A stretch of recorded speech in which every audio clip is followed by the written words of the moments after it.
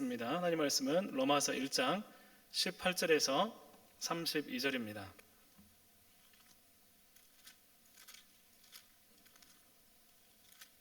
로마서 1장 18절에서 32절. 좀 긴데 우리 한 절씩 교독하도록 하겠습니다. 하나님의 진노가 불의로 진리를 막는 사람들의 모든 경건하지 않음과 불의에 대하여 하늘로부터 나타나나니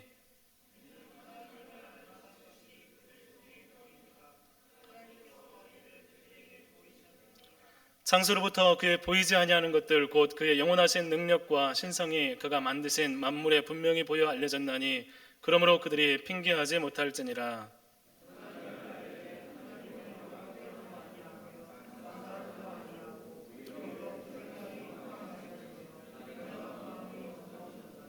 스스로 지혜 있다 하나 어리석게 되어 사람과 새와 짐승과 기어다니는 동물 모양의 우상으로 바꾸었느니 그러므로 하나님께서 그들을 마음의 정욕대로 더러움에 내버려 두사 그들의 몸을 서로 욕되게 하게 하셨으니 이는 그들이 하나님의 진리를 거짓 것으로 바꾸어 피조물을 조물주보다 더 경배하고 섬기며 주는 곧 영원하리 찬송하시리로다. 아멘. 이 때문에 하나님께서 그들을 부끄러운 욕심에 내버려 두셨으니 곧 그들의 여자들도 순리대로 쓸 것을 바꾸어 영리로 쓰며 그와 같이 남자들로 순리대로 여자 쓰기를 버리고 서로 향하여 음욕이 부릴 듯하며 남자가 남자와 더불어 부끄러운 일을 행하여 그들의 그릇 때문에 상당한 자신이 받았느니라. 또한 그들이 마음에 하나님 두기를 싫어하며 하나님께서 그들을 그 상실한 마음대로 내버려 두사 합당하지 못한 일을 하게 하셨으니 곧 모든 불의, 추악, 탐욕, 악의가 가득한 자요 시기, 살인, 분쟁, 사기, 악독이 가득한 자요 수근수근하는 자 비방하는 자요 하나님께서 미워하시는 자요 능욕하는 자요 교만한 자요 자랑하는 자요 악을 도모하는 자요 부모를 거역하는 자요 우매한 자요 배약하는 자요 무정한 자요. 같이 읽겠습니다. 그들이 이 같은 일을 행하는 자는 사형에 해당한다고 하나님께서 정하심을 알고도 자기들만 행할 뿐 아니라 또한 그런 일을 행하는 자들을 옳다 하느니라. 아멘. 할렐루야. 식사하셨죠? 예, 오늘 이 시간이 굉장히 졸린 시간인데 우리 힘내서 눈을 뜨고 우리 같이 예배 드렸으면 좋겠습니다. 옆에 분 같이 인사했으면 좋겠습니다. 잘 오셨습니다.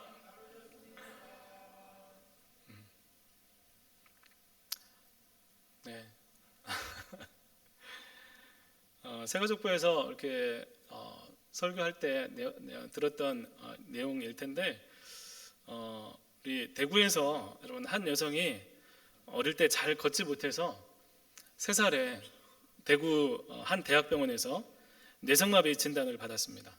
그때가 1999년이었습니다. 뇌성마비 진단을 받고 1999년부터 2012년까지 그곳 병원에서 입원도 하고 물리치료도 하고 또 13년 동안 20살까지 그렇게 지냈다고 합니다. 이제 별 진전이 없어서 그 해에 다시 이제 서울에 있는 어떤 병원에서 가서 물리치료를 받았다고 합니다.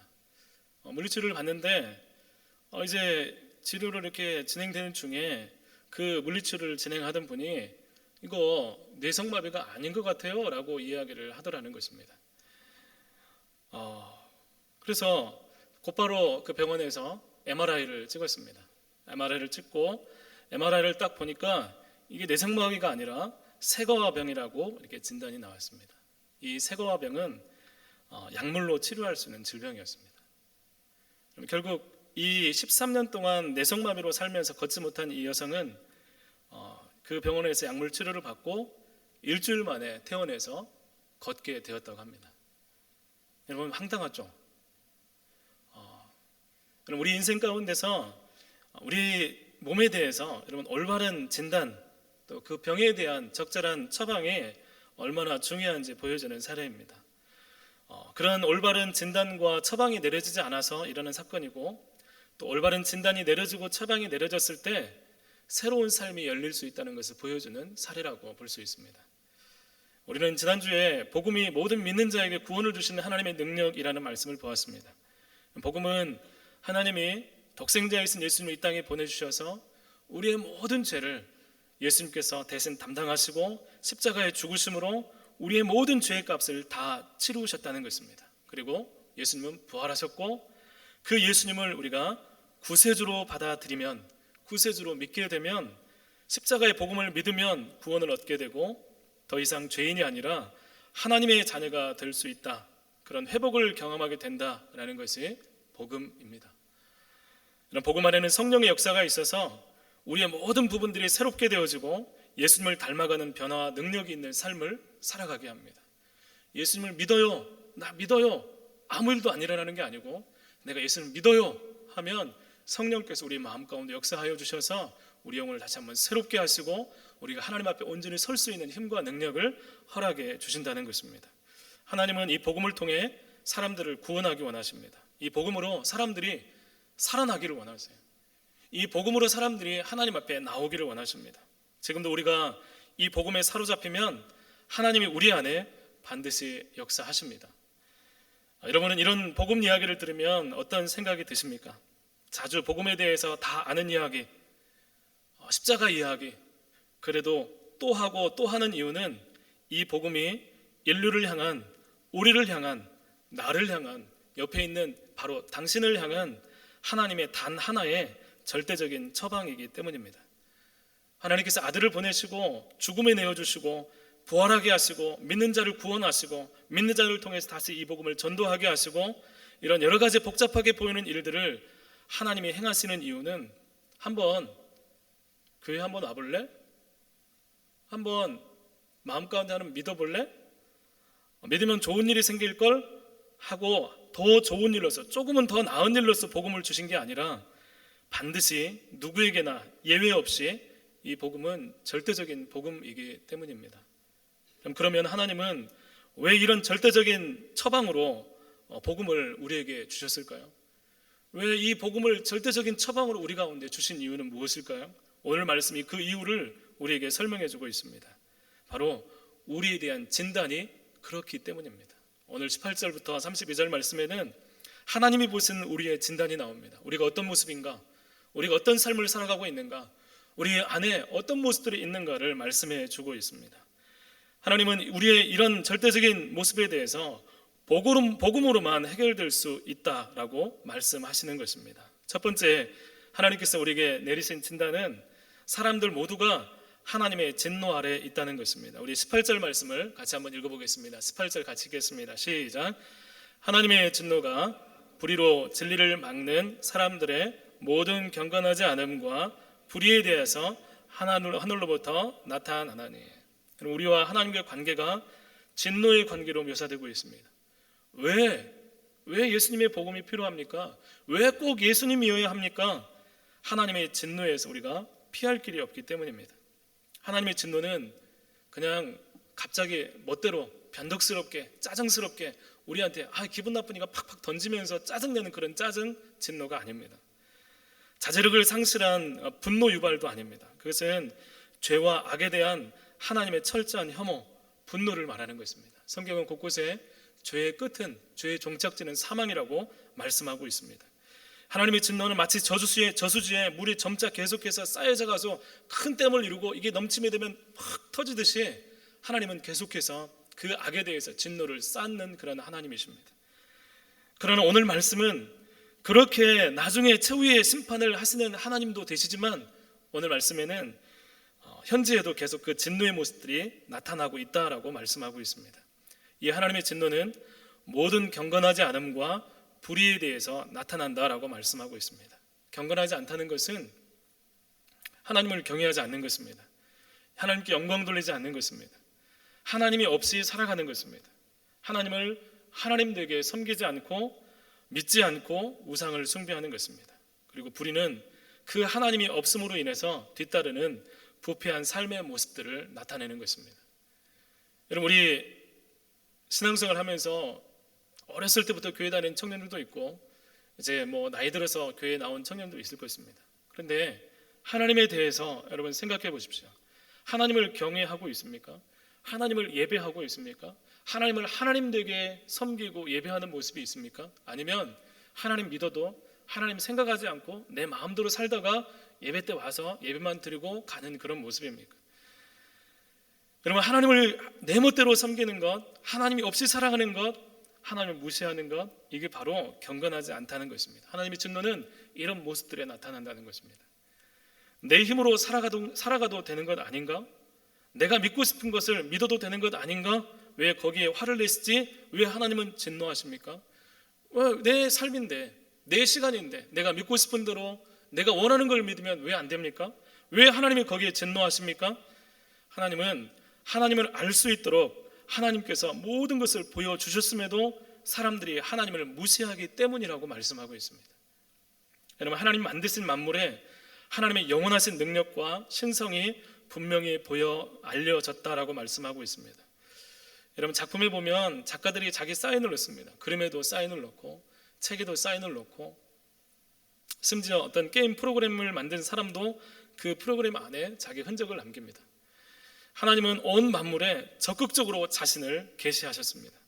칼빈은 그렇게 얘기합니다. 하나님에 대한 이 지식을 늘 새롭게 하기 위해서 하나님은 계속해서 신선한 물방울을 우리 마음 가운데 물 한 방울을 떨어뜨려 주신다라고 말씀하고 있습니다. 여러분, 우리가 하나님을 알 수 있는 길들이 도처에 있다는 거예요. 나 하나님을 알 수 없어요. 나 하나님 모르겠어요. 그게 아니라 하나님을 알 수 있는 길이 있고 하나님은 적극적으로 우리 가운데 알려지기를 원하시는 분이시라는 것입니다. 그런데 그런 하나님을 알면서도 하나님을 인정하지 않을 때 하나님의 영광을 썩어질 사람과 새와 짐승과 기어다니는 동물 모양의 우상으로 바꾸어 버리게 되었다는 것입니다.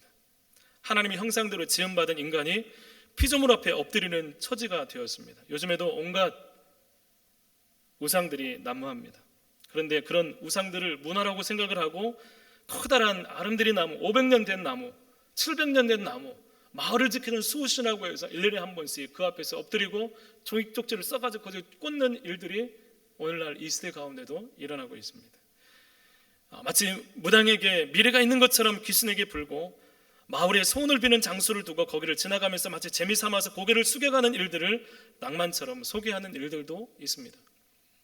여러분, 사람이 조금 뛰어나면, 사람이 다른 사람보다 조금 뛰어난 부분이 있으면, 야, 저 사람 신 아니야? 야, 저 사람 신인 같아.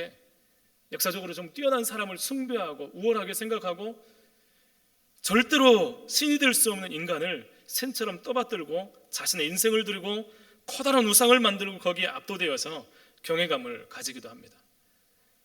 여러분, 그런데 그게 잘못된 줄을 모르는 것입니다. 그게 맞다고 생각을 합니다. 왜 그렇습니까? 하나님을 잃어버렸기 때문입니다. 하나님이 없기 때문에 그런 일들이 와도 거기서 문제의식을 갖지 못하는 거예요. 이럴 수 있는 일, 그럴 수 있는 일이지라고 생각을 하게 되는 것입니다. 우리를 만드시고 온 세상을 창조하시는 하나님을 알지 못하고 잃어버렸습니다. 하나님을 믿을 때 내가 여러 종교들 중에 하나를 믿는다고 생각하면서 하나님을 믿는다고 여러분 착각하면 안 됩니다. 여러분, 교회에 온 것이 내가 종교생활을 하고 싶은데 여러 개 중에 하나님을 선택해서 난 이게 좋아서 왔어요, 그 정도에서 하나님을 찾으면 안 된다는 거예요. 유일하신 여호와 하나님을 찾고 만나야 하는 것입니다. 하나님을 알아야 되는데 알 수 없는 상태가 오늘 죄악 가운데 있는 하나님을 경외하지 않는 사람들 가운데 있는 모습이라는 것입니다. 여러분, 동성애가 뭐가 잘못됐습니까? 여러분, 자기들이 좋다고 하는데 뭐라고 하겠어요? 하나님이 없으면 죄가 되지 않아요. 하나님이 없으면 그래도 돼요. 그런데 하나님이 계셔서 죄가 되는 것입니다. 동성애가 오늘만 있었던 것도 아닙니다. 그러나 사람들 마음에 다 알고 있어요. 예전에 동성애 하는 사람 그 시대 가운데서도 뭐가 질서고 사람이 무엇이 좋고 우리가 어떻게 살아야 되고 우리가 어떻게 흘러가야 되고 어떻게 사는 것이 옳은 것인지 마음 가운데 있었습니다. 그런데 그 경계가 무너집니다. 하나님이 없으니까 경계를 지킬 힘도 능력도 이유도 사라지고 회복할 수 없는 거예요. 여러분, 이 시대를 살아가면서 경계가 없다, 내가 지킬 어떤 선이 없다, 내 안에 어떤 영적인 질서가 없다, 여러분, 이것처럼 비극이 없습니다. 죄를 지어도 나한테 손해가 가도 그 일들을 행하면서 나는 문제없다고 착각하는 그런 삶을 사는 것입니다. 왜 그렇습니까? 하나님이 없을 때 모든 것을 할 수 있는 자유가 있다고 착각하는 것입니다. 여러분, 그런데 그게 정말 괜찮습니까? 이 모습에 대해서 하나님은 진노 아래에 있다라고 말씀하고 있습니다. 그 진노가 나타나는데 하나님께서 그대로 내버려 두신다라고 말씀하고 있습니다. 그게 좋아? 거기서 돌아설 수 없다고? 하나님께서 사인을 보내시고 부르시고 자신을 계시함에도 불구하고 그 죄악을 끝까지 하는 사람들 가운데 하나님은 내버려 두십니다. 유기하십니다. 그것이 바로 하나님의 진노라는 것입니다. 계속해서 고통하지만 해결이 안 되는 것입니다. 계속해서 더 죄악들은 심해지지만 그 죄악들로 인해서 고통하지만 음란하고 더러운 것들은 강력해지지만 마약은 더 활성화되지만 마치 마음먹은 대로 되는 것 같지만 사실 하나님의 진노 아래 그 현상은 유기된 현상이라는 것입니다. 결국 사망에 이르게 됩니다. 사람들이 다 그렇게 사니까 하나님이 안 계신 게 아니라 하나님 알지 못해서 그런 현상이 일어나는 것입니다. 누구도 피할 수 없는 진노, 하나님을 알지 못해서 나타나는 진노의 이 상황이 우리를 향한 하나님의 첫 번째 진단입니다. 우리가 하나님의 진노 아래 놓여져 있다는 것입니다. 두 번째로 스스로 죄에서 벗어날 수 없다는 진단입니다. 28절부터 32절에는 하나님을 두기 싫어하는 사람들의 모습이 나옵니다. 상실한 채로 내버려 두셨는데 이 사람들이 합당하지 못한 일을 하는 것입니다. 불의에 대한 구체적인 21가지의 죄가 기록되어 있습니다. 여러분, 이 죄악들은 28절부터 기록된 그 죄악들은 우리 일상에서 수시로 등장하는 죄악이 대부분입니다. 시기하고 질투하고 험담하고 분노하고 부모를 거역하고 미워하고 수없이 우리 일상 가운데 가까이 있는 그런 죄악이 대부분입니다. 너무나 익숙해서 죄에 대한 분별 없이 살아갈 수 있습니다. 우리가 생각할 때 가장 큰 죄 중에 하나라면 살인일 것입니다. 그런데 여러분, 그 살인이 저 멀리 있는 줄 알았는데 어느새 우리 주변에 가까이 있습니다. 우리 마음에도 있습니다. 누군가를 향해서 살인을 가질 때가 있습니다. 내 마음에 상처를 주면 저 사람 없어졌으면 좋겠다, 저 사람 어떻게 해버리고 싶다 하는 마음들이 스스로 마음 가운데 찾아들었다가 나타났다가 우리 마음 가운데 출입을 합니다. 살인조차 갑이 여기는 사회에 우리가 살아가고 있습니다. 여러분, 비판과 비난은 습관이 되어서 누군가를 뒷담화하지 않으면 대화가 안 됩니다. 시기하고 질투하면서 어떻게든 내가 높아지고 올라서야 되는 그런 욕망에서 벗어나지 못합니다. 착하게 살려는 삶이 바보처럼 보입니다. 여러분, 그 외의 삶이 안 보입니다. 이제 죄는 사람들에게 가장 강력하게 등장하지만 죄를 느끼는 사람이 별로 없어요. 여러분, 어느 시대보다 죄가 강력하게 우리 가운데 역사하지만 이 죄가 우리 가운데 있다고 강력하게 느끼는 사람은 별로 없다는 거예요. 여러분, 죄는 심해지지만 우리 마음도 동일하게 거기에 맞추어져서 더 이상 벗어날 수 없는 상태가 우리의 모습이라는 것입니다. 안 좋은 것이면 멀리하고 나에게 피해가 가면 물리쳐야 되는데 알면서도 안 되는 것입니다. 그런데 더 큰 문제는 이런 죄악이 일반화되고 이해되기 시작하면서 죄가 옳은 일처럼 되어버린다는 것입니다. 여러분, 위닝 멘탈리티라는 말이 요즘에 많이 등장합니다. 어떤 스포츠 팀에서 승리하는 팀에게는 승리가 당연하다는 그런 마음, 분위기가 있다는 것입니다. 그래서 승리가 자신 있고 또 지고 있어도 이길 것이라는 기대감이 있습니다. 혹 지게 되면 그냥 진 것을 막 그냥 생각도 안 하고 잊어버리고 그러는 게 아니라 졌으면 그에 대해서 억울해하고 분해하고 다음에는 반드시 승리를 가져오겠다는 팀 전체에 흐르는 분위기가 위닝 멘탈리티입니다. 그런데 이게 없는 팀은 그렇지 않습니다. 저도 이상하지 않고 억울하지도 않고 다음에 또 지겠구나, 할 수 없겠구나, 그래도 괜찮아, 어쩔 수 없지 뭐라고 그렇게 흘러가는 팀입니다. 거기서 머무르는 거예요. 여러분, 그리스도인이 죄에 대해서 어쩔 수 없지, 벗어날 수 없지, 매일 무너질 수밖에 없지, 여러분, 그렇게 되면 그리스도인은 절대로 하나님 앞에 제대로 설 수 없을 뿐만 아니라 그 삶 가운데 기쁨으로 감사함으로 살아갈 수가 없게 되는 것입니다. 그리스도인이, 교회가 이런 세상과 죄에 대해서 승리할 수 있다는 위닝 멘탈리티가 없으면 아무것도 할 수 없는 거예요. 내가 죄를 저질렀어요. 죄를 저질렀으면 그 죄에 대해서 내가 왜 그랬을까? 이거 이길 수 있었는데, 내가 이걸 넘어설 수 있었는데, 안타까워하고 다시 한번 그 문제를 가지고 다시 한번 하나님께 기도하면서 집중하면서 이것들을 다시 한번 이겨내려고 하는 몸부림이 그리스도인 가운데 있을 때 우리 안에 거룩함이 있고 신앙이 새롭게 되어지고 살아나게 되는 것입니다. 우리 32절 말씀을 같이 한번 읽어보겠습니다. 32절 읽겠습니다. 시작. 행하는 자는 사형에 해당한다고 하나님께서 정하심을 알고도 자기들만 행할 뿐 아니라 또한 그런 일을 행하는 자들을 옳다 하느니라. 예. 죄를 지었지만 알면서도 죄인 줄 알면서 직진합니다. 무엇이 옳으냐, 무엇이 정의냐, 이건 더 이상 중요하지 않습니다. 나에게 무엇이 이득이 되느냐, 나에게 뭐가 손해가 나고 손익이 발생하느냐가 사람들의 기준이 됩니다. 그렇게 사는 것이 지혜라고 생각합니다. 그리고 그것이 옳다고 인정하는 사유가 되어버립니다. 희생, 여러분 희생에 대해서 여러분 많이 들어보셨습니까? 여러분 희생하는 것, 희생이 정말 가치가 굉장히 있고 사회적으로 많은 사람들이 희생해야죠, 내가 희생적으로 뭔가를 해야죠 라는 마음들이 있었는데 이제 더 이상 희생이라는 말은 찾아보기 힘든 그런 말이 되어버렸습니다. 여러분 그 안에서 살아가는 사람들은 혼란을 경험합니다. 자기들끼리 다 옳다고 하는데 혼란이 없으면 말이 안 되죠. 나도 옳고 너도 옳고 당신도 옳고 저기도 옳고 다 옳다고 하는 사람은 내가 원하는 것들이 다 짬뽕이 되었을 때 여러분 혼란이 찾아오는 것입니다. 절대로 하나님께 나오지 않습니다. 오히려 하나님에 대한 생각을 바꿉니다. 최근에 하나님에 대해서 사람들이 착각하는 것들이 많이 있습니다. 하나님은 벌 주시지 않아, 하나님은 내 편이셔, 하나님은 우리를 혼내시는 하나님은 진짜가 아니야, 요즘 시대에 하나님도 우리를 이해하시겠지, 이게 무슨 죄라고. 여러분 그렇게 흘러갈수록 여러분 하나님 만나는 일들은 여러분이 현저하게 줄어들게 됩니다.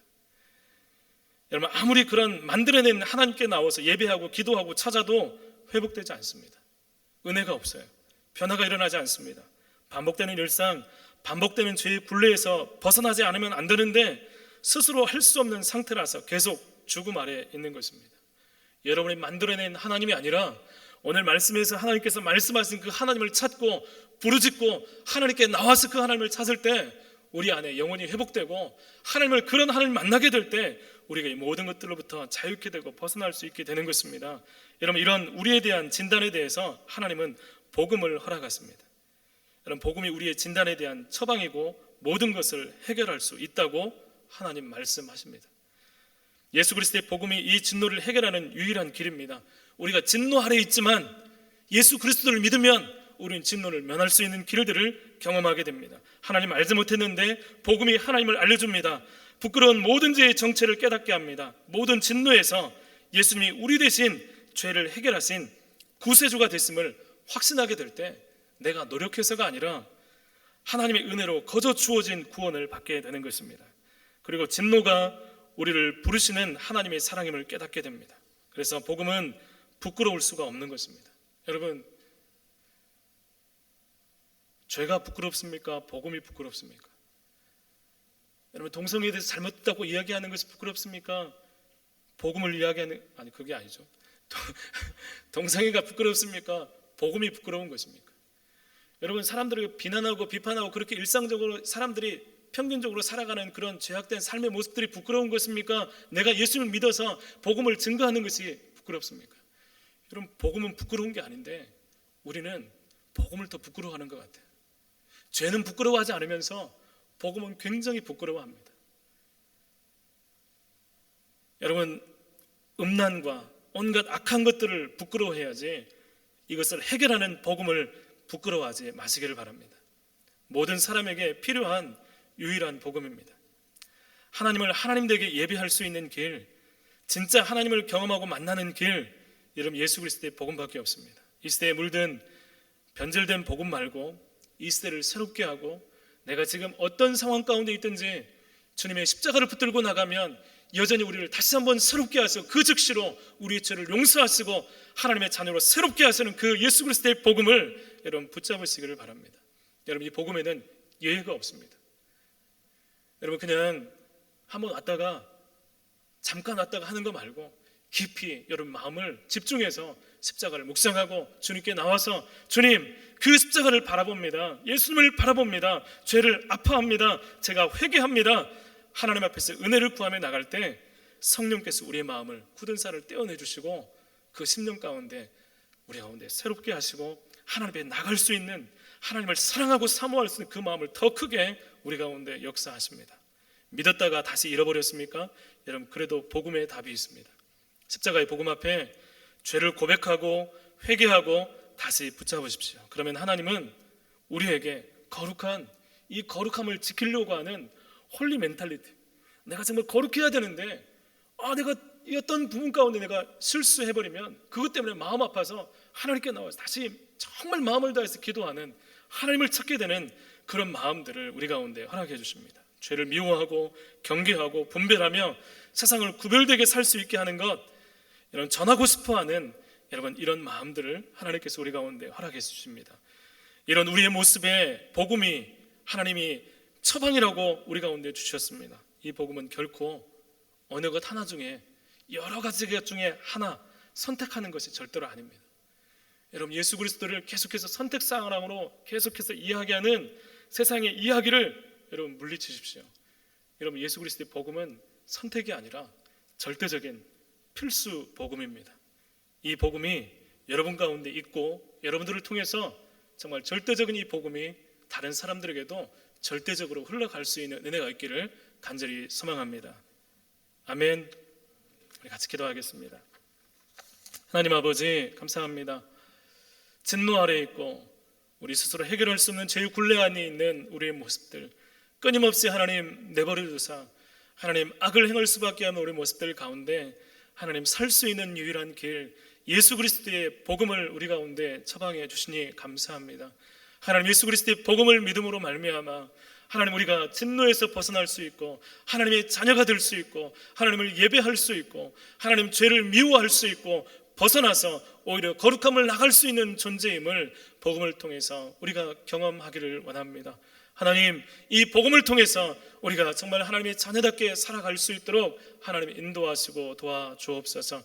우리 청년들 가운데 우리 성도들 가운데 정말로 하나님께서 함께 해주셔서 이 복음이 여러 가지 중에 하나가 아니라 유일하고 절대적인 하나님께서 우리에게 주신 생명의 복음임을 깨닫게 해주셔서 하나님이 복음을 붙들고 살아갈 수 있도록 도와주시고 이 복음 안에서 어떤 질병들과 아픔들과 또 상함들과 죄의 유혹들과 우리 마음까지 가득한 여러 가지 세상적인 유혹들 가운데서도 이 복음으로 말미암아 자유케 되게 하시고 오히려 하나님께서 우리 가운데 행하시는 놀라운 생명이 풍성해지는 놀라운 은혜가 날마다 경험될 수 있도록 하나님 인도하여 주옵소서.